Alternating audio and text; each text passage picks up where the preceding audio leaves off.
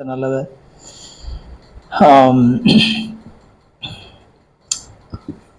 நம்முடைய வாழ்க்கையில ஆண்டவராகிய கர்த்தருடைய வார்த்தை, நாம் எந்த அளவிற்கு தேவனுடைய வார்த்தைக்கு நாம் முக்கியத்துவம் கொடுக்கிறோம், நாம் எந்த அளவிற்கு தேவனுடைய வார்த்தையை கனம் பண்ணுகிறோம், எந்த அளவுக்கு தேவனுடைய வார்த்தையை நம்முடைய வாழ்க்கையிலே கிரியை செய்கிறதா இருக்கிறது என்பதை நாம் எப்போதும் ஆராய்ந்து பார்த்து கொள்ள வேண்டியது அவசியமா இருக்கிறது. ஆராய்ந்து பார்க்கணும். ஏதோ ஒரு வாழ்க்கை வாழ்கிறோம், ஏதோ போறோம், சம்பாதிக்கிறோம், சாப்பிட்றோம், எதையோ செய்தோம் அப்படின்னு முடிந்து போகிற வாழ்க்கை இல்லை. எல்லா உலகத்தில் இருக்கிற எல்லாரும் அப்படிதான் வாழறாங்க.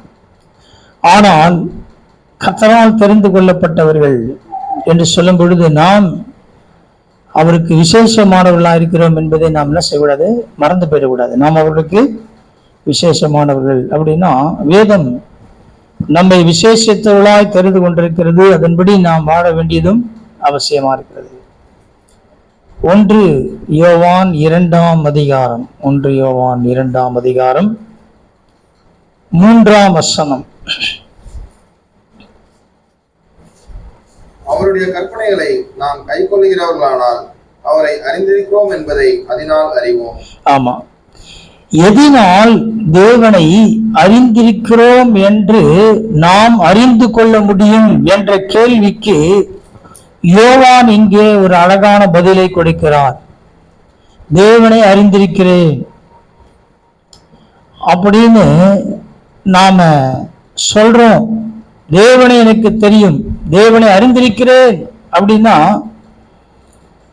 எதனால் நாம் அதை அறிந்து கொள்ள முடியும்? எல்லாரும் சொல்றாங்க, இந்த உலகத்தில் எல்லாரும் சொல்றாங்க எனக்கு தெரியும், இயேசுவை தெரியும்ன்றாங்க. சின்ன வயசுல நானே சண்டே ஸ்கூல் போயிருக்கிறேன். சில பேர் சொல்லுவாங்க, கிறிஸ்தவ ஸ்கூல்ல நான் படித்ததினால் இயேசுவை எனக்கு தெரியும். இப்படி ஏதோ ஒரு விதத்திலே இயேசு கிறிஸ்துவை அவர்கள் தெரிந்து வைத்திருக்கிறாங்க. ஒரு முறை வியாதியா இருந்த அப்ப ஒரு கூட்டத்துக்கு போய் சுகமானேன், அதனால இயேசுவை தெரியும். இதெல்லாம் இயேசுவை அறிந்திருக்கிறதுக்கான காரணமா அப்படின்னா இல்லை. இங்க யோவான் தெளிவான ஒரு பதிலை இங்கே வைக்கிறார். என்ன சொல்றாரு? அவருடைய கற்பனைகளை நாம் கை கொள்ளுகிறவர்களானால் அவரை அறிந்திருக்கிறோம் என்பதை அதனால் அறிவோம். எதனால அறிவோம்? கை கொள்ளுதல் என்றால் கீழ்ப்படிதல். ஆண்டவராகிய கர்த்தருக்கு, ஆண்டவராகிய இயேசு கிறிஸ்து சொன்ன வசனத்திற்கு, அவருடைய வார்த்தைகளுக்கு நாம் கீழ்ப்படியும் போது மாத்திரமே நாம் சொல்ல முடியும், நான் அவரை அறிந்திருக்கிறேன், இயேசுவை எனக்கு தெரியும். இயேசு அவர்களை பார்த்துதான் சொல்லுவாரு, இவர்களை நான் அறிந்திருக்கிறேன். இயேசு கிறிஸ்து நம்மை பார்த்து சொல்லணும், என்ன சொல்லணும்? இவங்களை நான் அறிந்திருக்கிறேன்.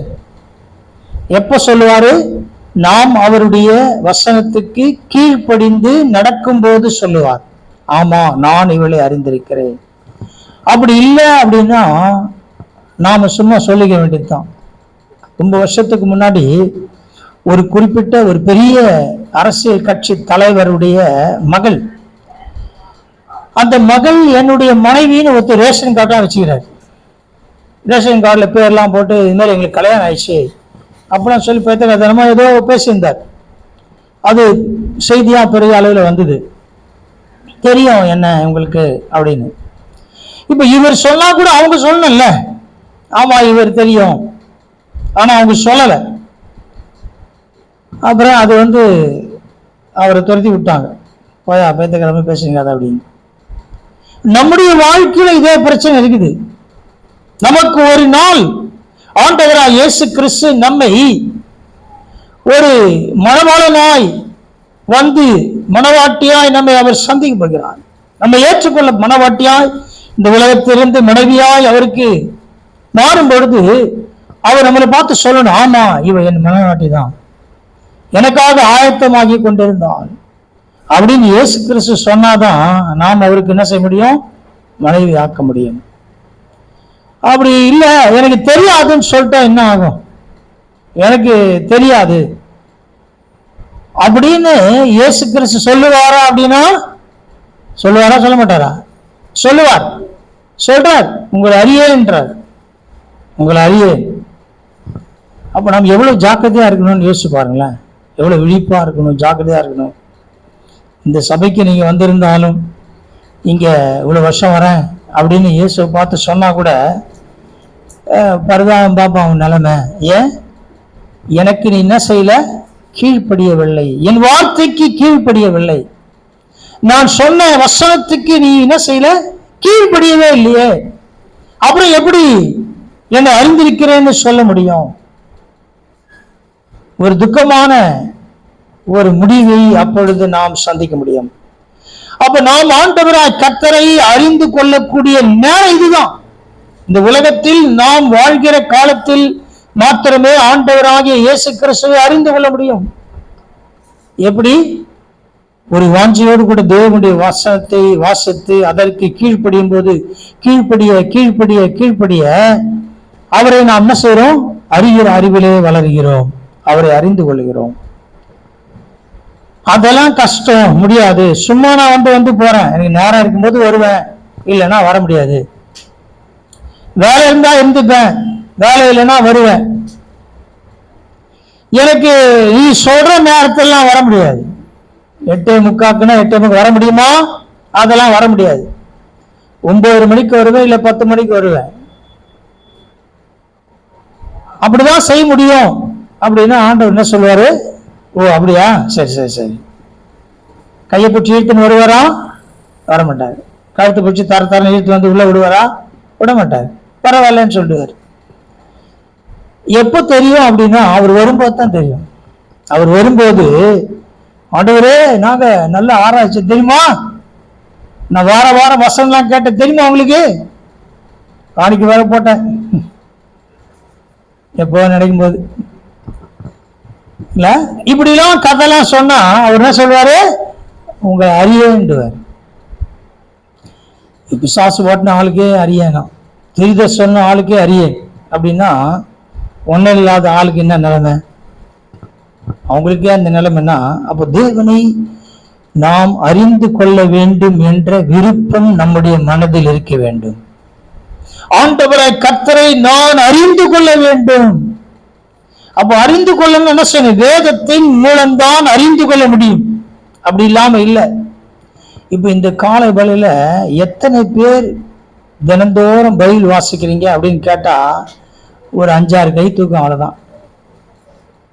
இல்ல இன்னைக்கு எத்தனை பேர் வாசித்தீங்க கேட்டீங்கன்னா அது அதை விட பரிதாபமா தான் இருக்கும். எப்படிப்பட்ட நிலையில நாம் இருக்கிறோம் யோசிச்சு பாருங்களேன். ஏன்? நேரம் இல்லை, எனக்கு நேரம் இல்லை, வேலை. அதாவது நமக்கு இப்ப அறிவு வரல, தேவனை அறிந்து கொள்ள வேண்டிய அறிவு இப்ப வரல அப்படின்னா சாகும்போது வருதுன்னா ஆபத்தான். அது சில பேர் சாகிற நேரத்துல வரும், வயசாகி இழுத்து பாருங்க, அந்த சமயத்துல ஐயோ விட்டுட்டுமே அப்படின்னு வருது. அப்ப என்ன பிரயோஜனம்? ஒரு பிரயோஜனமே இல்லை. இப்பொழுது தேவனுடைய சமூகத்திலே காத்திருந்து வேதத்தை வாசிக்கும் பொழுது அதன் மூலமாக நாம் தேவனை அறிந்து கொள்ள முடியும். தேவனை அறிந்து கொள்வதன் அடையாளம், நான் தினந்தோறும் வாசிக்கிறேன், நல்ல விஷயம். ஆனால் அதற்கு நாம் எவ்வளவு கீழ்ப்படுகிறோம்? ஒரு நாளைக்கு 20 அதிகாரம் வாசிக்கிறேன், எவ்வளவு கீழ்ப்படுகிறோம்? ஒன்னே ஒண்ணு வாசிங்க, ஒரு அதிகாரம் வாசித்து அதுல ஒரு வசனத்துக்கு மட்டும் கீழ்ப்படிங்க போதும். அப்ப நீங்க 365 நாள் கீழ்ப்படிஞ்சிருப்பீங்க. ஒரே ஒரு அதிகாரம் வாசித்து அதுல இல்ல ஒரே ஒரு வார்த்தைக்கு மட்டும் கீழ்ப்படிந்து பாருங்க, 365 நாளும் தேவனுக்கு கீழ்ப்படிந்திருப்பீங்க. தேவனை அறிகிற அறிவிலே வளர்ந்திருப்போம், அறிவிலே வளர்ந்திருப்போம் இல்லையா? ஆண்டவராய் கர்த்தர் நம்ம கொடுத்திருக்கிற ஜீவ புஸ்தகம் இதுதான். ஜீவன் இருக்குது இதுல. இது நம்மை ஜீவனுக்கு நேராய் நடத்தும்படியாய் அவரை அறிந்து கொள்ள முடியாமல், அவரை அறியாமல் அந்த உலகத்துல வாழ்வது ஒரு கடினமான காரியம். 4ஆம் வசனம் வாசிங்க, 2:4. அவரை அறிந்திருக்கிறேன் என்று சொல்லியும் அவருடைய கற்பனைகளை கை கொள்ளாதவன் பொய்யனாய் இருக்கிறான், அவனுக்குள் சத்தியம் இல்லை. ஆமா, ஏதாவது ஒன்றுதான் இருக்க முடியும். தேவனை அறிந்திருக்கிறேன் என்று சொல்லும் பொழுது நாம் அவருடைய வார்த்தைக்கு கீழ்ப்படிய வேண்டும். அப்படி கீழ்ப்படியல அப்படின்னா, கீழ்ப்படியும் போது என்ன இருக்கிறது, கீழ்ப்படியவில்லை என்றால் என்ன இருக்கிறது? கீழ்ப்படிகின்றால் என்ன இருக்கிறது? அவரை அறிந்திருக்கிறோம், அவரை அறிகிற அறிவு இருக்குது. கீழ்ப்படியவில்லை என்றால் என்ன இருக்குதா? பொய் இருக்கிறது. ஆண்டவருக்கு அடையாளம் காட்ட வேண்டிய அவசியமே கிடையாது. அடையாளம் காட்ட வேண்டிய அவசியமா? யார் கீழ்ப்படுகிறா யார் கீழ்ப்படியலன்னு அடையாளம் காட்ட வேண்டிய அவசியம் கிடையாது. எல்லாருக்கும் தெரியும். அவருக்கு மறைவானது ஒன்றுமே இல்லை, எல்லாவற்றையும் அறிந்திருக்கிறார். நாம என்னதான் நடித்தால் கூட மனுஷன் தான் நடிக்கலாம். நல்லவங்களை போல் நடிக்கலாம், உண்மையா இருக்கிறது போல் நடிக்கலாம், ஆவிக்குள்ளே போல் நடிக்கலாம், ஜெபிக்குள்ளே போல் நடிக்கலாம். இல்ல, இப்படி எல்லா நடிப்பும் நாம செய்யலாம். தேவனுக்கு உண்மையாக அப்படி செய்ய முடியுமா? செய்ய முடியாது, செய்யவே முடியாது. ஏன் அப்படின்னா அந்த மூளை வேலை செய்யாது. ஆண்டருக்கு முன்னால் என்ன பேர் எங்க நடிக்குது? மூளையே வேலை செய்யாது. இங்க வேலை செய்யும், மனுஷனுக்கு முன்பாக வேலை செய்யும், நல்லா சூப்பரா வேலை செய்யும். யாருக்கு எப்படி எப்படி பேசணும், யார்கிட்ட எப்படி பேசி எப்படி நடிக்கணும்ன்றதெல்லாம் மனுஷனுக்கு முன்பாக மூளை நல்லா வேலை செய்யும். ஆனா தேவருக்கு முன்பாக என்ன செய்யும்? ஒன்னும் வேலை செய்யாது. உண்மைதான் வரும் வெளியே, நடுங்க நடுங்க வச்சிடும், கர்த்தருக்கு முன்பாக நடுங்க வைக்கும். அப்போ இங்கே 4ஆம் வசனத்தில் வாசித்தோம், அங்கே சத்தியம், உண்மை சத்தியம் இருக்கணும், இல்லைன்னா பொய் இருக்கணும். நமக்குள்ளே சத்தியம் இருக்க வேண்டுமே ஆனால், தேவனை அறிகிற அறிவிலே வளர வேண்டுமே ஆனால், அவருக்கு நாம் கீழ்ப்படியும் போது, வசனத்தை ஒவ்வொரு நாளும் வாசித்து வாசித்து கீழ்ப்படியும் பொழுது உள்ள என்ன செய்து சத்தியம் வருகிறது. சத்தியத்துக்கு நேரே நடத்தப்படுகிறோம். உள்ள சத்தியம் இருக்குது, தேவனுடைய வார்த்தை உள்ள இருக்குது, அதான் சத்தியம். அப்ப எப்படி இருக்கும்? மகிழ்ச்சி இருக்கும், தேவ பயத்தோடு வாழ்வோம், பரிசுத்தமா இருக்கணும்ன்ற ஒரு உணர்வு வரும்.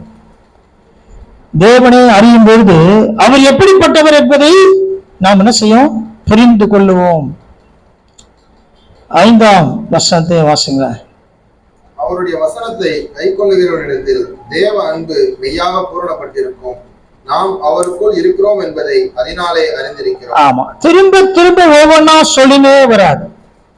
இந்த இடத்துல தேவ அன்பு மெய்யாய் பூரணப்பட்டிருக்கும், அதாவது ஆண்டவர் ஆகிய கர்த்தருடைய வார்த்தைக்கு கீழ்ப்படியும் போது நமக்குள்ளே தேவ அன்பு என்ன செய்யும்?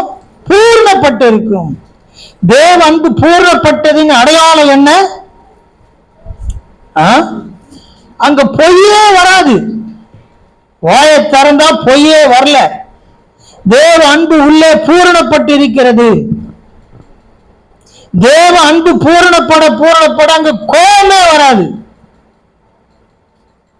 இல்ல, நம்ம எப்படிலாம் டெக்னிக்கா பொய் சொல்லுவோம். பொய் சொல்றதுக்கு நாம புரிஞ்சு வச்சுக்கிறோம். எங்கெங்க என்ன பொய் சொல்லணும், யாருக்கிட்ட எப்படி பேசணும், இல்ல ஊழியக்காரங்கிட்ட எப்படி பேசணும், விசுவாசிக்கிட்ட எப்படி பேசணும், கணவன் கிட்ட எப்படி பேசணும், பிள்ளைகிட்ட எப்படி பேசணும், பக்கத்து வீட்டாண்ட எப்படி பேசணும், சொந்தக்காரன் எப்படி பேசணும். ஒரே பொய் தான், ஒரே பொய் இல்லை, ஒவ்வொருத்த ஒரு மாதிரி பொய் இருக்கும். ஒவ்வொருத்த ஒரு மாதிரி பொய் சொல்லி சமாளிக்கிறது. என்ன பண்றது? வேற வழி இல்லை, வேற வழி இல்லை, அப்படிதான் சொல்ல வேண்டியது. ஏன் அப்படின்னா தேவ அன்பு என்ன செய்யல? பூரணப்படவில்லை. தேவ அன்பு பூரணப்பட்டிருக்குமேயானால் உங்களால பொய்யா சொல்ல முடியாது. தேவ அன்பு பூரணப்பட கோபம் வராது, எரிச்சல் வராது, சண்டை வராது. இதெல்லாம் ஏன் இல்லை அப்படின்னா, நான் தேவனுடைய வசனத்தை வாசித்து அதுக்கு கீழ்ப்படிய உள்ளே என்ன செய்து தேவ அன்பு பூரணப்படுகிறது. பூரணப்பட இந்த உலகத்துக்குரிய காரியங்கள் ஒன்றும் என்ன செய்ய முடியல, உள்ளே வர முடியல. ரொம்ப அழகா அதை எழுதுற. தேவ அன்பு மெய்யாய் பூரணப்பட்டிருக்கும், நாம் அவருக்குள் இருக்கிறோம் என்பதை அதனாலே அறிந்திருக்கிறோம். அவருக்குள் இருக்கிறோம். கர்த்தருக்குள் இருக்கிறீங்களா? ஆமா ஆமா ஆமா. ஆண்டவர் எப்படி ஆசீர்வதித்திருக்கிறார், எதை கொடுத்திருக்கிறார், அதை கொடுத்திருக்கிறார். இப்ப நான் சொல்ல முடியுமா? எப்படி நான் ஆண்டவருக்கு இல்லைன்னு சொல்ல முடியும்? ஏன்? எனக்கு இதை கொடுத்தார், அதை கொடுத்தார், நன்மை செய்தார், இதை கொடுத்தார், இப்படி எல்லாவற்றையும் சொல்லுவோம். அதனால கர்த்தருக்குள்ளதான் இருக்கிறேன். எல்லாரும் கர்த்தருக்குள் இருக்கிறார்களா? இருக்காங்களா? இந்த உலகத்தை இவ்வளவு பணக்காரலாம் இருக்கிறான், செல்வந்த இருக்கிறான், பெரிய பிரபலமான கார் பங்களா வச்சுக்கலாம் இருக்கிறான். இவங்க யாராவது சொல்ல முடியுமா நான் எல்லாம் இருக்குது அதனால கர்த்தருக்குள் இருக்கிறேன்? ஏமாந்து போய்விடாது. உலக ஆசீர்வாதங்கள் எல்லாம் இருக்கிறது என்பதனாலே நாம் கர்த்தருக்குள் இருக்கிறோம் நம்பி ஏமாந்து போய்விடாது. இல்ல, விசுவாச தந்திரமாய் அப்படி ஒரு உபதேசத்தை கொண்டு வச்சுட்டான் தனங்களை ஏமாத்துறதுக்கு. இல்லை, இங்க இவர் தெளிவா சொல்றார். இந்த வசனத்திலே மிக தெளிவா சொல்லுகிறார், நாம் அவருக்குள் இருக்கிறோம் என்பதை அதனாலே அறிந்திருக்கிறோம். எதனாலே? தேவ அன்பு மெய்யாய் பூரணப்பட்டு இருக்கிறதுனாலே. தேவ அன்பு இருந்துச்சு அப்படின்னா நாம் மற்றவர்களை நேசிப்போம்,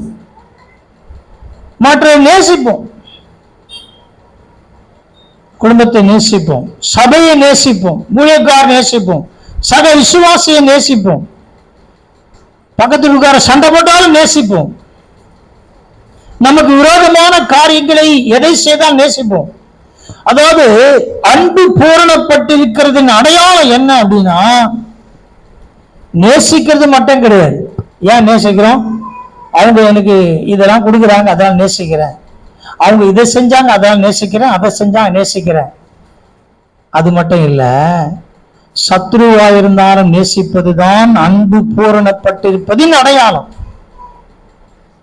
எனக்கு விரோதமா இவ்வளவு செய்யறாங்க, இவ்வளவு பேசுறாங்க, எனக்கு நல்லா தெரிந்திருந்தும் நான் என்ன செய்யறாங்கள நேசிக்கிறேன். அதுதான் மெய்யாய் தேவ அன்பு பூரணப்பட்டிருக்கிறது. மெய்யாய் என்ற வார்த்தை சொல்றார்.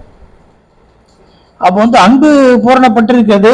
அது எப்படி அப்படின்னா, அவங்க செய்யறதுனால நான் செய்யறேன், அவங்க செஞ்சா செய்வேன், அவ்வளவுதான். நான் ஏன் சும்மா கொடுக்கணும்? செய்யறதுனால செய்யறேன், அது ஒரு அன்பு. செய்யல ஆனாலும் செய்யறேன். எனக்கு எதிராக இருக்கிறாங்க ஆனாலும் நேசிக்கிறேன், எனக்கு விரோதமான காரியம் ஆனாலும் நேசிக்கிறேன். அவனுக்கே தலை பிச்சுக்குவான், என்னடா அது நம்ம இவ்வளவு பண்றோம் ஆனால் நேசிக்கிறாங்களே அப்படின்னா, தேவ அன்பு பூரணப்பட்டிருக்கிறதை வெளிப்படுத்துகிறது. தேவ அன்பு பூரணப்பட்டிருக்கிறது, அது என்ன செய்து வெளிப்படுத்துகிறது. இதுதான் தேவனை அறிந்திருக்கிறதின் அடையாளம். கையை தட்டி குதிக்கிறது கிடையாது. இல்ல, நல்லது. ஆவியில் பலன் அடையுது, நல்லது. ஆவியில் பலன் அடையணும்.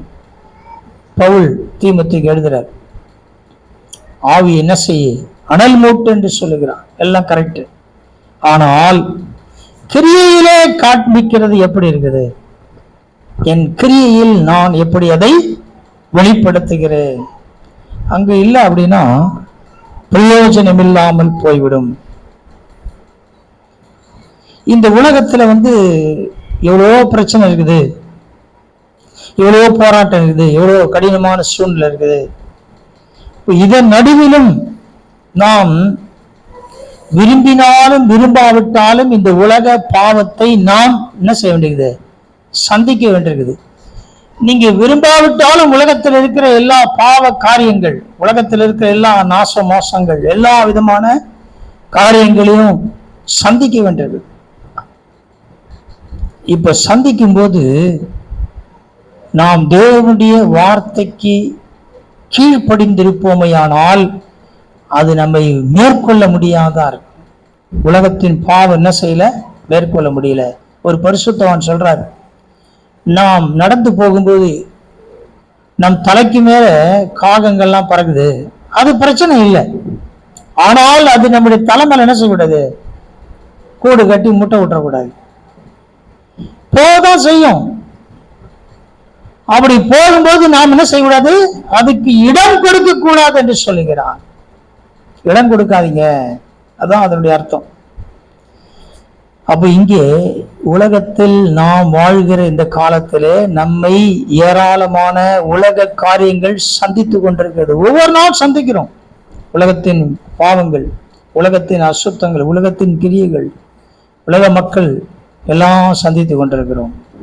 அப்படி சந்திக்கும் போது நாம் இந்த பூரண அன்பு, மெய்யாய் தேவ அன்பு பூரணப்பட்டிருக்குமே, ஆனால் அது எனக்கு போதுமானதா இருக்கிறது, அது எனக்கு நிறைவா இருக்கிறது, அது எனக்கு மகிழ்ச்சியா இருக்குது. இந்த உலகம் உள்ளே வராதபடி அது என்னை பாதுகாக்கிறது. உலகத்தானே வாழறோம், அதெல்லாம் என்ன, அதெல்லாம் ஆண்டவர் கண்டுக்க மாட்டார், இதெல்லாமா கண்டுப்பாரு அப்படின்லாம் சொல்லுவாங்க. ஆனா என்ன அப்படின்னா, இது பூரணப்பட்டிருக்கும் போது நம்மை அறியாமலேயே அவைகள் நம்மை விட்டு என்ன செய்யும், விலகி இருக்கிறதை நாம் புரிந்து கொள்ள முடியும்.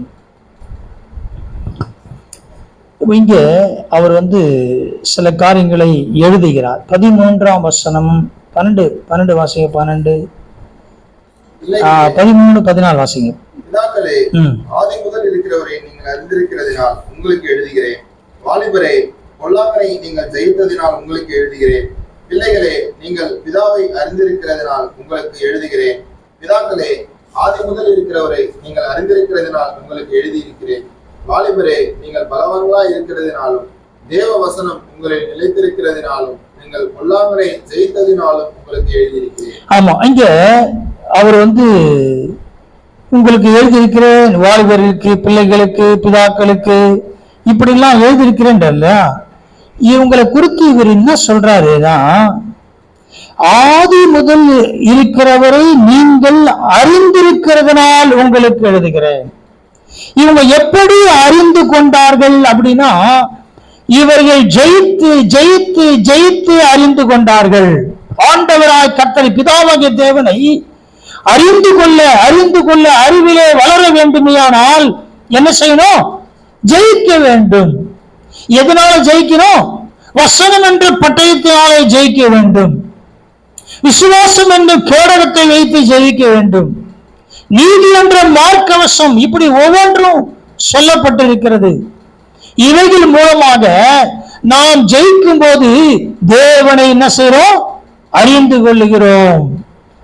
ஜெயிக்காத ஆள் தேவனை என்ன செய்ய முடியாது, அறிந்து கொள்ள முடியாது. ஆண்டவராய் கர்த்தரை அறிந்து கொள்ள வேண்டுமேயானால் அவர் தெளிவா எழுதுறார். ஏன் உங்களுக்கு இதை எழுதுறேன், நீங்க ஜெயித்தவர்களா இருக்கிறீங்க, பிதாவாகிய தேவனை நீங்க அறிந்திருக்கிறீங்க. எப்படி, ஒவ்வொன்றையும் ஜெயித்து.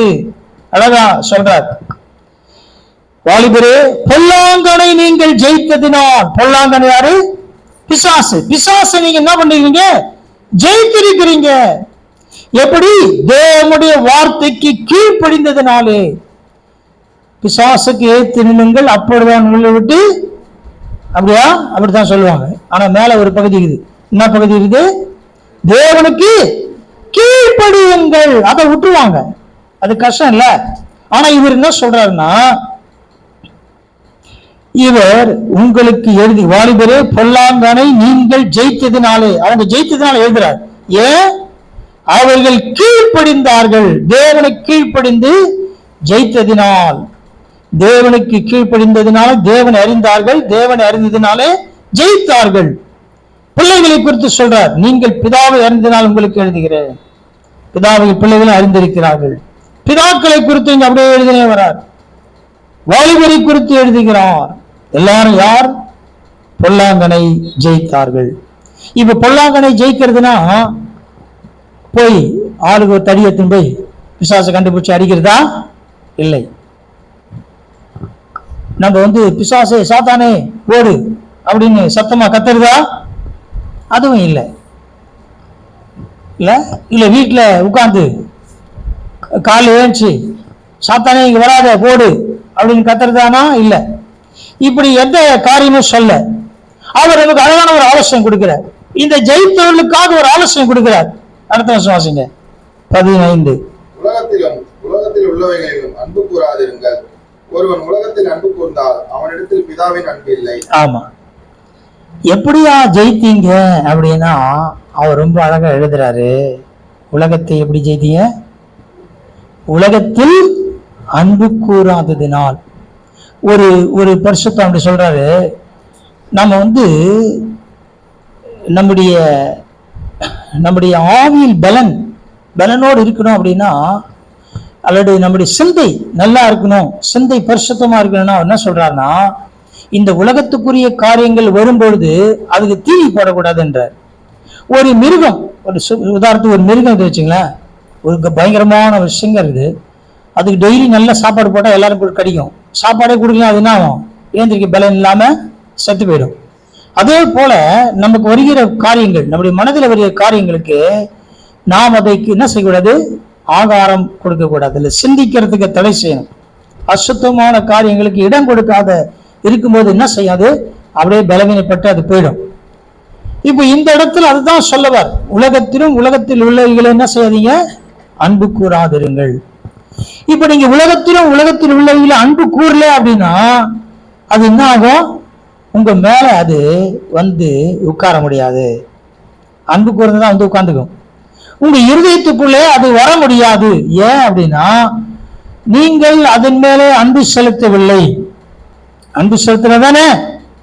இந்த காலேஜ் பசங்க எல்லாம் பார்த்துக்கிறாங்க, பக்கத்துல நாங்க வீடு இருக்கும்போது காலேஜ் பக்கத்துல அங்க போகிற பிள்ளைங்க பார்த்தீங்கன்னா சில பசங்க கிண்டல் பண்ணுவாங்க. அப்படி கிண்டல் பண்ணும்போது சிலதெல்லாம் ரொம்ப கடுமையா எதிர்ப்பாங்க. சில பசங்க ரொம்ப திட்டுவாங்க, அவன் எதுக்குடா வம்புன்னு போயிடுவான். சில பசங்க எப்படி இருப்பாங்கன்னா அதை ரசிப்பாங்க. அதை ரசிக்கிறத எப்படி அதை வெளிப்படுத்துவாங்க அப்படின்னா, ஒரு பொய்யான கோபப்படும் போது அவன் புரிஞ்சுப்பான், இது வேற விஷயம்டா அப்படின்னு.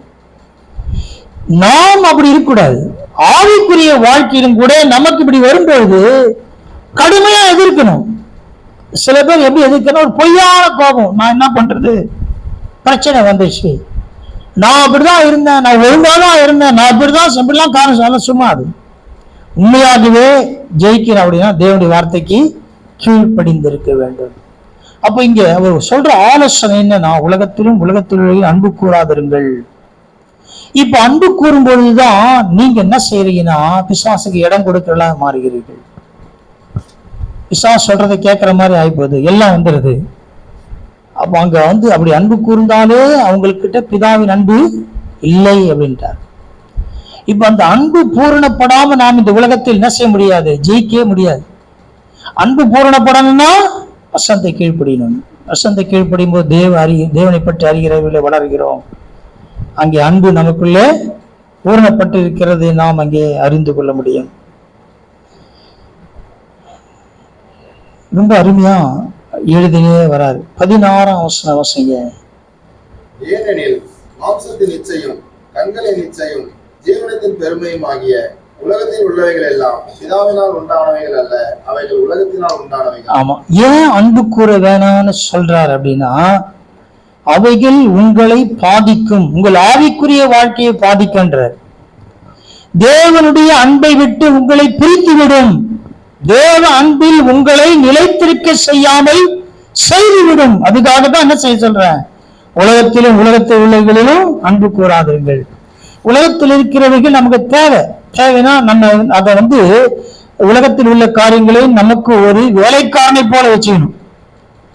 எனக்கு வேலை செய்யறதுக்கு தான் அது, என் தேவைக்காக வைத்துக் கொள்ள வேண்டும். அதை எந்த விதத்திலும் தூக்கி தலைமையில வச்சக்கூடாது. தலைமையில வைக்கிறது அன்பு கூறுதலின் அடையாளம், தேவைக்காக வச்சுக்கிறது ஒரு வேலைக்காரன் அடையாளம். உலகத்தினுடைய தேவை, ஆனா அது எப்படி இருக்கணும்? அவ்வளவுதான், ஒரு லிமிட். அந்த அளவுக்கு வச்சுக்கிற வரைக்கும் நமக்கு பிரச்சனை இல்லை. ஆனால் அதை அப்படியே தூக்கி உயர்த்தி நேசத்து வைக்கும் போது நம்ம அது என்ன செய்து தேவனை விட்டு பிரித்து விடுகிறது. அதுதான் அங்கு சொல்றார். ஏனெனில் மாம்சத்தின் நிச்சயம் கண்களின் நிச்சயம் ஜீவனத்தின் பெருமையாகிய உலகத்தில் உள்ளவைகள் எல்லாம். அப்ப இந்த உலகத்தில் என்ன இருக்கிறது? மாம்சத்தின் இச்சை, கண்களின் இச்சை, ஜீவனத்தின் பெருமை. சாப்பாடு தேவை, ஆனா அது எப்படி, எந்த அளவு, எல்லாமே அளவு கொடுக்கப்பட்டிருக்குது. ஒருத்தன் சொல்றான், களஞ்சியத்துல பெருசா இடிச்சு பெருசா சேர்த்து வச்சிருவேன், ஆத்மாவே நீ என்ன பண்ணு, நல்லா சாப்பிடு. ஆண்டவர் சொல்ற, ராத்திரி நீ போயிடுவடா. பாருங்க, ஆத்மா போய் சாப்பிடுமா? சாப்பிட முடியாது. அப்ப இங்க தேவையோடு இருக்கிறவர்கள் இருக்கிறாங்க. தேவை அவ்வளவுதான். இப்ப தேவையோடு அதோடு நிற்கும் போது பிரச்சனை கிடையாது. ஆனால் அதே இச்சையா மாறும்போது தான் பிரச்சனை. அதுதான் வாழ்க்கை அப்படின்னு போகும்போது பிரச்சனை ஆயிடுது எல்லாத்தையுமே. இப்ப நீ போஜன பிரியனா இருந்தால் தொண்டையில கத்தி எறிகின்றார். இது எல்லாருக்கும் சொல்ல, சாப்பிட்ற எல்லாருக்குமா தொண்டையை கத்தி சொல்றாரு? இல்லை. பிரியம் கண்களின் ஜீவனத்தின் பெருமையாயிடுது இல்ல, மாம்சத்தின் இச்சை இதெல்லாம். அப்போ அளவு வைத்திருக்கிற சாப்பிட்றதுக்கு, தேவைக்காக சாப்பிட்றது, தேவைக்கான காரியங்கள். அப்போ இதெல்லாம் பிதாவினால் உண்டானவைகள் அல்ல, அவைகள் உலகத்தில் உண்டானவைகள். இப்ப 2 காரியங்கள் இருக்குது. ஒன்று முழுக்க முழுக்க நாம் வெறுக்க வேண்டிய காரியங்கள் இருக்குது. வெறுக்க வேண்டிய காரியங்கள், இது எனக்கு தேவையே இல்லை அப்படின்ற நிலை இருக்குது பார்த்தீங்களா? அது தேவையில்லை, கொஞ்சம் வச்சுக்கலாம் அப்படின்னா அவ்வளவுதான். அது அதை நான் புரிந்து கொள்ளணும். இந்த உலகத்தை வாழும்போது நான் புரிந்து கொள்ளணும், இது எனக்கு தேவையில்லாத ஒன்று அப்படின்னா தேவையில்லாத ஒன்று, அவ்வளவுதான், முடிச்சு. கொஞ்சம் இருக்கட்டும், ஒரு நாளைக்கு இருக்கட்டும், எப்பனா இருக்கட்டும், அதெல்லாம் இல்லை. அப்படி என்பதை வேதம் நமக்கு சொல்கிற காரியங்களை கட்டாயம் அதை நாம் முற்றிலுமாய் அகற்றிவிட வேண்டியது அவசியமா இருக்கிறது. 17ஆம் வசனம் வாசிங்க. 17ஆம் வசனம். உலகமும் அதன் இச்சையும் ஒழிந்து போகும், தேவனுடைய சித்தத்தின்படி செய்கிறவனோ என்றென்றைக்கும் நிலைத்திருப்பான். ஆமா, இப்ப பாருங்க, எங்க நாம தேவ சித்தத்தை செய்கிறவர்களாய் விட்டோம். எங்க வந்திருக்கிறோம்? வசனத்தை வாசித்து கீழ்ப்படியும் பொழுது தேவனை அறிகிறோம். தேவனை அறியும் போது அன்பில் பூரணப்படுகிறோம். அன்பில் பூரணப்படும் பொழுது இந்த உலக காரியங்களை வெறுத்து விடுகிறோம். கண்களின் நிச்சயம், மாம்சத்தை, ஜீவனத்தின் பெருமை, இதெல்லாவற்றுக்கும் தேவன் நம்மை விலக்கி பாதுகாக்கிறார். இப்பதான் என்ன செய்யறோம்? தேவ சித்தத்தை செய்கிறோம். ஏன் தேவ சித்தத்தை செய்ய முடியவில்லை? ஆண்டவர் சித்தத்தை செய்யணும்னு ஆசைப்படுறேன், ஆனா செய்யவே முடியல. ஆண்டவர் எத்தனையோ முறை பேசிட்டாரு, ஆனா செய்ய முடியல. இப்ப இந்த இடத்துக்கு நாம இப்படி இந்த வழியா நம்ம வராத தேவசத்தோடு செய்யணும்னா எப்படி செய்ய முடியும்? செய்ய முடியாது. அப்போ ஒவ்வொரு வழியா இருக்குது இல்ல, அப்பதானே அங்க தேவசத்தை செய்ய முடியும். அப்ப எதுவுமே இல்லாம மொட்டையா தேவசத்தை செய்யணும், ஆண்டவருக்காக எதனா செய்யணும், செய்யவே முடியாது. எந்த காலம் செய்ய முடியாது. அப்ப இந்த ஒவ்வொரு படியாய் கடந்து வருந்த பிறகுதான் சொல்றாரு, வாசிங்க திரும்ப. உலகமும் அதன் இச்சையும் ஒழிந்து போகும், தேவனுடைய சித்தத்தின்படி செய்கிறவனோ என்றென்றைக்கும் நிலைத்திருப்பான். ஆமா, யார் நிலைத்திருப்பா அப்படின்னா தேவ சித்தத்தை செய்கிற நிலைத்திருப்பான். ஏன் தேவ சித்தத்தை செய்ய முடியல அப்படின்னா உலகத்தில் உள்ளதை மாட்டிக்கிறதுனால செய்ய முடியல. ஏன் உலகத்தில் உள்ளதிலே மாட்டிக்கிறோம் அப்படின்னா வசனத்துக்கு கீழ்ப்படியவில்லை, கீழ்ப்படிய முடியல. ஏன்? கஷ்டமா இருக்குது. ஏன் கஷ்டமா இருக்குது? உலகம் புடிச்சுனுக்குது, கண்கள் புடிச்சுனுக்குது. கண்களின் இச்சை, மாம்சத்தின் இச்சை, ஜீவத்தின் பெருமை, இதெல்லாம் ஒரு மனிதனை பிடித்து கொண்டிருக்கும் போது எப்படி அவன் ஆண்டவர் வார்த்தை கீழ்ப்படிய முடியும்? முடிய மாட்டேது. ஆண்டவரே இதிலிருந்து என்னை விடுதலை ஆக்குங்க. நாம இருக்கிற நிலையிலேயே போனோம், இதெல்லாம் சரியாகட்டும். சில பேர் சொல்லுவாங்க, இதெல்லாம் தீர்ந்துச்சுன்னா அப்புறம் நான் சர்ச்சைக்கு வரேன். சாகர வரைக்கும் வரவே முடியாது. ஏன் தீராது? தேவனிடத்தில் வந்த பிறகுதான் தீரும். என்னிடத்தில் வருகிறவனை நான் புறம்பே தள்ளுவதில்லை சொல்லுகிறார், தள்ள மாட்டார். அப்ப எப்படி வர சொல்றாரு? எல்லாம் சரியாயிட்டு வர சொல்றாரு. அப்படியே வா, இருக்கிற நிலையே வா, அப்படியே வந்து நான் சரி பண்றேன், நம்மை சரிப்படுத்துவான். நான் இருக்கிற நிலையிலேயே நான் அப்படியே போய் தேவனுடைய வசனத்தை வாசித்து ஒவ்வொரு நாளும் கீழ்ப்படியும் பொழுது தேவனை அறிந்து கொள்ளுகிறேன். இதன் மூலமாய் வசனத்தின் மூலமா தேவனை அறிந்து கொள்கிறேன், கீழ்ப்படிதலின் மூலமாக தேவ அன்பில் பூரணப்படுகிறேன். அப்படி ஒவ்வொன்றா நடக்குது. இங்கே பிதாவின் சித்தத்தை செய்கிறவளாய் மாறுகிறோம். நாம தேவ சித்தத்தை கட்டாயம் செய்யணுமா? கட்டாயம் செய்யணுமா? எல்லாரும் முண்டா செய்யலாம், அப்படியா? இல்லை. பிதாவின் சித்தத்தை செய்தவர்கள் மட்டும் தான் பரலோகத்துக்கு போக முடியுமா? இல்ல. இயேசு கிறிஸ்து என்ன சொல்றாரு? பிதாவின் சித்தத்தை செய்வதே என்னுடைய போஜனமா இருக்கிறதுன்னு சொல்லிட்டார். அப்ப அவர் இந்த உலகத்தில் வாழ்ந்த நோக்கம் என்ன? பிதாவின் சித்தத்தை செய்வது. அப்ப பிதாவின் சித்தத்தை செய்யணும். அவர் எல்லாத்தையும் அவரும் கடந்து தான் வந்தார். மாம்சத்துல வரும்பொழுது எல்லாத்தையும் கடந்து வந்தார். அப்ப நம்முடைய வாழ்க்கையில பிதாவின் சித்தத்தை அறிந்து கொள்ள வேண்டும். இந்த வழியில வந்தாதான். இதெல்லாம் இல்லாத பிதாவின் சித்தத்தை செய்ய முடியுமானா? கட்டாயம் செய்ய முடியாது. பிதாவின் சித்தத்தை கட்டாயம் செய்யணுமா? செய்யணும். ஒவ்வொருக்கும் பிதாவை குறித்த சித்தம். பிதா ஒவ்வொருக்கும் அவருடைய சித்தத்தை வைத்திருக்கிறார். எல்லாருக்கும் ஒரே மாதிரி இருக்குதானா? இல்லை. ஒவ்வொரு குறித்து ஒரு நோக்கம் இருக்குது. இந்த பூமியிலே சிருஷ்டிக்கப்பட்ட மனிதன் உண்டாகிறதுக்கு முன்னால தேவன் உண்டாக்குறாருல, எல்லாவற்றும் பிதாவின் சித்தத்தை செய்கிறதா அப்படின்னா செய்கிறது. ஒரு மீன் செய்தா செய்து, ஒரு பறவை செய்தா செய்து, சூரியன் செய்தா செய்து. நான் இனிமே வர முடியாது, ஒரு வாரத்துக்கு நான் லீவு, சூரியன் சொல்றா சொல்லல. பறவை லீவ் எடுத்துக்கிறாங்க, இல்ல, அதனுடைய வேலையெல்லாம் கரெக்டா செய்து. இங்க அடங்காத ஒரே ஆள் யார் தெரியுமா? யாரு? மனுஷன் சொல்லிட்டா தப்பிச்சுக்கலாம். நம்ம மனுஷன் வந்து கரெக்டா இருப்பான். பவுல் சொல்றாரு, நாங்க பாடுள்ள மனுஷன். மனுஷன் அப்படின்னா நல்ல, அது வார்த்தையே வேற. இயேசு கிறிஸ்துவை பார்த்து பிலாத்து சொல்றான் இல்ல, இவர் தான் மனுஷன். அப்ப நம்ம யாரு? அதை விட சேர்த்திக்கு இல்லை. நீங்களே சொல்லிங்க, கர்த்தர் நல்லவர். தேவ சித்தத்தை நான் செய்கிறதுல உண்மையா இருக்கணும். 20ஆம் வசனம் வாசிங்க. நீங்கள் பரிசுத்தராலே அபிஷேகம் பெற்று சகலத்தையும் அறிந்திருக்கிறீர்கள். பரிசுத்தராலே அபிஷேகம் பெற்று சகலத்தையும் அறிந்திருக்கிறீர்கள். அப்ப அதோடு நிறுத்தல, வசனத்தோடு நிறுத்தாம எங்க கொண்டு வராது? பரிசுத்தரால் நமக்கு கொடுக்கப்பட்ட பரிசுத்தான அபிஷேகம். இப்ப இது நம்மை அறிய வைக்கும், தேவ சித்தத்தை அறிய வைக்கும், நாம் நடக்க வேண்டிய வழியை அறிய வைக்கும். எங்கெல்லாம் திறந்துக்குதோ அங்க ஓடாது. நம்முடைய மனசு என்ன பண்ணுது? எங்கெல்லாம் திறந்துக்குதோ தேவ சித்தம் ஓடு. அது விசாலமா இருக்குதா எப்படி தெரியல, நல்லா இருக்குது ஓடு எங்கன்னா, அப்படி கிடையாது. நிதானிக்கும். பரிசுத்த ஆவியினால் நீங்க அபிஷேகம் பெற்று இருப்பீங்கன்னா நீங்க நிதானிக்க வைக்கும். நிதானித்து எதை செய்தாலும் நிதானிக்க வைத்து செய்ய வைக்கும். எதை செய்தால் பேசினாலும் நிதானிக்க வைத்து பேச வைக்கும். சும்மா கடகடன் அடிச்சு தருவாங்க, வாயில என்ன வருது தெரியாது. பேசின பிறகு தெரியாம பேசிருப்பாங்க.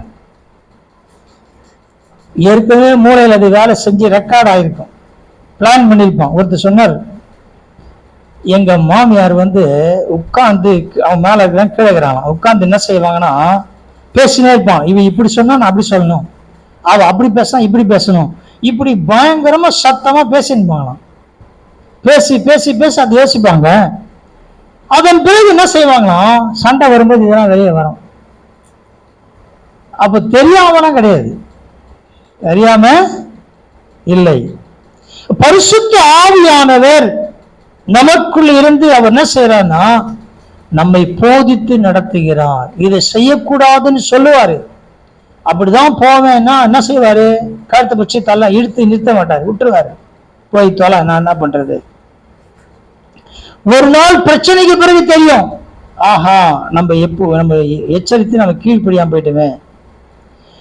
அப்ப இங்கே பரிசுத்த ஆவியானவர் நம்மை நடத்துகிறதை நாம் புரிந்து கொள்ள வேண்டும் இல்ல?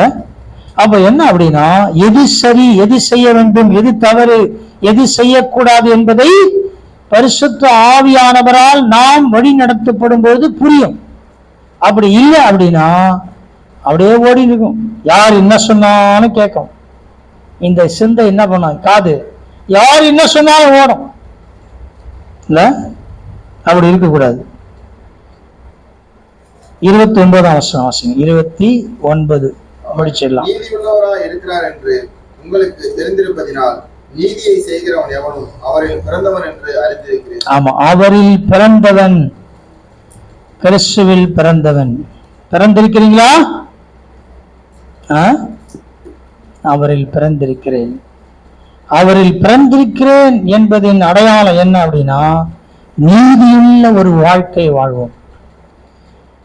நீதியுள்ள வாழ்க்கை வாழ்ந்தது யார் அப்படின்னா, வேதத்துல சில பேரை சொல்றாங்க. நோவா நீதிமானா இருந்தார். யோபு ஒரு நீதியுள்ள வாழ்க்கையை வாழ்ந்திருக்கிறார். அது போல சிலர் ஒரு நீதியுள்ள வாழ்க்கையை வெளிப்படுத்தி இருக்கிறார்கள். அவங்களாம் இருந்தா கூட நமக்கு யார் நீதியுள்ள வாழ்க்கையை மாதிரியா வைத்திருக்கிறது அப்படின்னா, இயேசு கிறிஸ்து தான் நமக்கு ஒரு நீதியுள்ள முன்மாதிரி வாழ்க்கை. ரொம்ப அருமையான அந்த வசனம். அவர் நீதி உள்ளவராக இருக்கிறார் என்று உங்களுக்கு தெரிந்திருப்பதினால் நீதி செய்கிறவன் அவரில் பிறந்தவன் என்று அறிந்திருக்கிறீர்கள். நல்லா கவனிங்க. அவர் நீதி உள்ளவராய் இருக்கிறார் என்று உங்களுக்கு தெரிந்திருப்பதினால். யாருக்கு தெரியாது?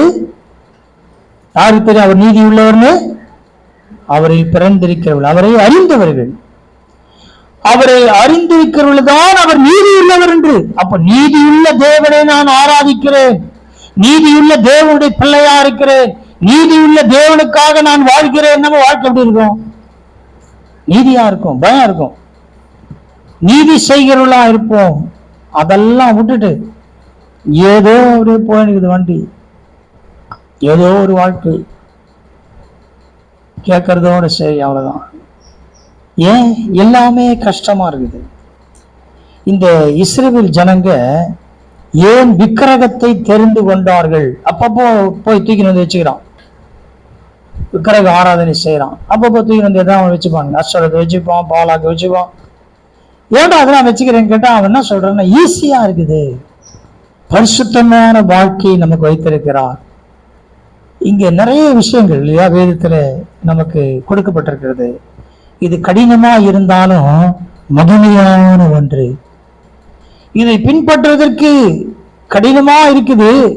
ஏன் அப்படின்னா நாம அந்த அன்புக்குள்ள வராதனால்தான்.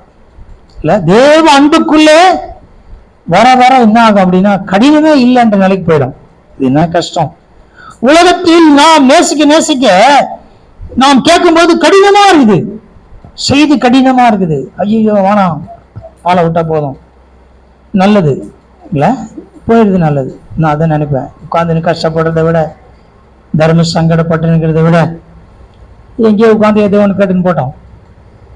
இது கடினமாய் நினைக்கிறவர்களுக்கு இந்த உலகத்தை விட்டு பிரிந்து வாழ விருப்பம் இல்லை. ஆண்டவரை கர்த்தரை நேசிப்பதற்கு விருப்பம் இல்லாமல் இருக்கிறார்கள். அதான் பிரச்சனை. ஆனபடினாலே ஒவ்வொரு படியாய் அழகா யோவான் விலக்கி சொல்லியிருக்கிறார். எங்க வந்திருக்கிறாரு? நான் நீதியின் தேவனுடைய பிள்ளையா இருக்கிறேன். அவருடைய பிள்ளைகளாய் நம்மை தேவன் தேர்ந்தெடுத்திருக்கிறார். இதை விட மேலான ஒரு ஆசீர்வாதம் இந்த உலகத்துல நமக்கு என்ன வேணும்னு நினைக்கிறீங்க? எதுவுமே கேட்க மாட்டோம் இல்ல. இந்த புரிந்து கொள்ளுதல் வந்துச்சு அப்படின்னா இந்த உலகத்துல நீங்க எதுவுமே கேட்க மாட்டீங்க. தேவனுடைய பிள்ளையாய் நான் வாழ வேண்டும் என்ற ஆசை விருப்பம் வந்துச்சு வச்சுங்களேன், இந்த உலகத்துல எனக்கு நல்ல ஷூ வேணும், நல்ல ட்ரெஸ் வேணும், நகை வேணும், நட்டு வேணும், வீடு வேணும், வாசம் கேட்பீங்கன்னா கேட்க மாட்டீங்க. இதை விட மேலானது என்ன ஆகுது? அந்த நிலைக்கு வந்துட்டு ஆண்டவர் எல்லாம் செய்வார் இல்ல. அந்த நிலைக்கு வந்துட்டோம் அப்படின்னா தேவன் சகலவற்றையும் பார்த்து கொள்ளுவார். நாம இதை விட்டு அங்கதானே ஓடி நிற்கிறோம். அதை தேடும் பொழுது அதையும் இழந்து போயிடுவோம், பிள்ளை என்ற நிலையும் இழந்து போயிடுவோம். ரெண்டும் போயிடுச்சு பாருங்க. ஆனா இதிலே இதுவும் இருக்குது, அதுவும் இருக்குது. அல்லேலூயா. ஜெபிப்போம். பிதாவே, இந்த நல்ல வேலைக்காரன் ஸ்துதிக்கிறோம். உங்களை தாழ்த்தி முடி கிருபையில கரத்துல போடுகிறோம். ஆண்டவராய் கர்த்தர் எங்களோடு பேச இந்த வார்த்தைகளுக்காக நன்றி செலுத்துகிறான். எங்களை அர்ப்பணித்து வாழ உதவி செய்யுங்க. பரிசுத்த ஆவியானவர் ஒவ்வொருக்குள்ளும் ஏற்படுறதுக்காக நன்றியோடு ஸ்துதிக்கிறோம். தாழ்மையுள்ள இருதயத்தை, கீழ்ப்படுகிற ஒரு மனதை ஒவ்வொருக்கும் தந்து உண்மை அறிகிற அறிவிலே வளர செய்யுங்க ஆண்டவரே. ஒவ்வொரு ஆசிரியையும் ஒரு பிரயாச பலை வாங்கி ஆசிரிய பலனை திறமை ஜிபிக்கிறோம்.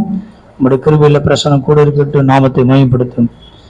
ஒவ்வொருக்கும் நல்ல சுகபலன் ஆரோக்கிய கிருபை தாங்க இந்த வாரம் முழுமையும் பாதுகாத்துக் கொள்ளும். வீணான அலைச்சல்கள், பலவீனங்கள், சோர்வுகள் எல்லாவற்றுக்கும் நீங்களாக்க முடியாது ஜெபிக்கிறாண்டவரே. எல்லா துதிகளும் மகிமை மேன்மை யாவற்றும் செலுத்துகிறோம். இயேசு கிறிஸ்துவின் வல்லமையுள்ள மாறாத நாம ஜெபிக்கிற பிதாவே, ஆமென்.